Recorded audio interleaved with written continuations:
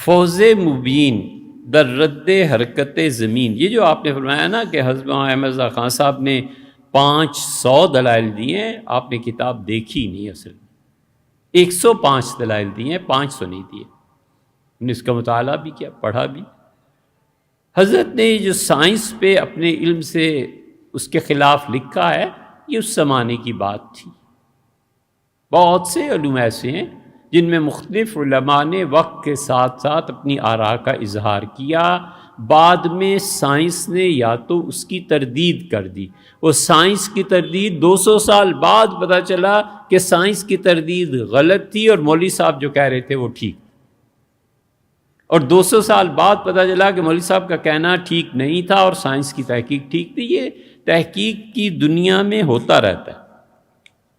اس کی بس ایک چھوٹی سی مثال دیں، جب یہ چینی کے کارخانے آئے نا، تو اس زمانے میں علماء نے منع کیا، علماء نے کہا چینی کے کارخانے مت لگاؤ، حرام قرار دیا۔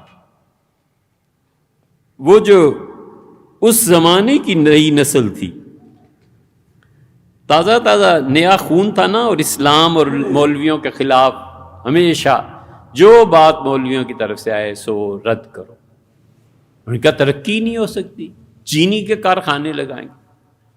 اس وقت علماء نے رد کیا، انہوں نے حرام اور ناجائز قرار دیا کہ مت چینی کے کارخانے لگاؤ۔ انہوں نے کہا اس چینی میں کیمیکلز یوز ہوتے ہیں، اور کیمیکلز کی وجہ سے تمہارے ہاں بیماریاں پھیلیں گی، اگلی نسلوں میں، اس سے اگلی نسلوں میں ایسی ایسی بیماریاں جن کا تم علاج بھی نہیں جانتے، یہ سارا انسانی صحت کا معاملہ خراب ہو جائے گا، اپنی صحت کو برباد کرنا یہ جائز نہیں ہے۔ انہوں نے کہا گڑ استعمال کرو، شکر استعمال کرو، تو ایک چیز صحت کی اور دوسرے پروڈکشن اپنے ملکوں کی، جو کسان ہے وہ یہی چیزیں بناتا ہے نا، شکر اور گڑ، تو تجارت میں وہ آئے گی تو اپنا سرمایہ اپنے ملک میں رہے گا، اپنے غریبوں کو فائدہ ہوگا۔ نا صاحب، ہم اس وقت تک ماڈرن بن ہی نہیں سکتے جب تک اپنے جوتے کے نیچے مولوی کو نہ رکھیں۔ یہ ترکی کے علماء نے اس وقت لکھا تھا، اب رکھ لو ان علماء کو جوتے کے نیچے، جب تمہیں کینسر اور ایسے امراض ہونے لگے کیمیکلز کھانے سے، تو ہمیں تو یاد اس لیے نہیں رہا کہ ہم نے کوئی پڑھنا تھوڑی ہے تاریخ، ہمیں کیا معلوم، یہ اس وقت کی بات ہے۔ اس لیے چیزیں چلتی رہتی ہیں، پازیٹیو بھی نیگیٹو بھی۔ مولانا احمد رضا خان صاحب نے لکھا، سائنس اسے ثابت کر رہی ہے کہ وہ نہیں ٹھیک، نہ صحیح، کل ممکن ہے سائنس رجوع کر لے اور مولانا نے جو لکھا ہے وہ چیز ثابت ہو جائے۔ سائنس اپنے مسلمات کو 2-3 صدیوں کے بعد ہمیشہ بدل لیتی ہے، اسی لیے تو نوبل پرائزز دیے جاتے ہیں، اسی لیے تو یہ ساری چیزیں بدلتی ہیں۔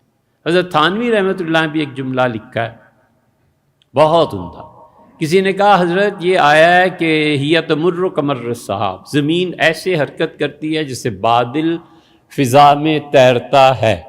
حضرت نے فرمایا بھائی، زمین کی حرکت کو بادل کے تیرنے کے ساتھ نفیاً یا اثباتاً کوئی غرض نہیں ہے۔ قرآن کو زمین ساکن ہے یا زمین گھومتی ہے، اللہ نے کہا ہے قیامت میں لوگوں کو سمجھانے کو فرمایا ہے کہ زمین اس طرح چکر کھائے گی جس طرح بادل چکر کھایا کرتے ہیں۔ سیدھی سی بات کیا لوگوں کو کہ آخرت کا دن اتنا سخت ہوگا۔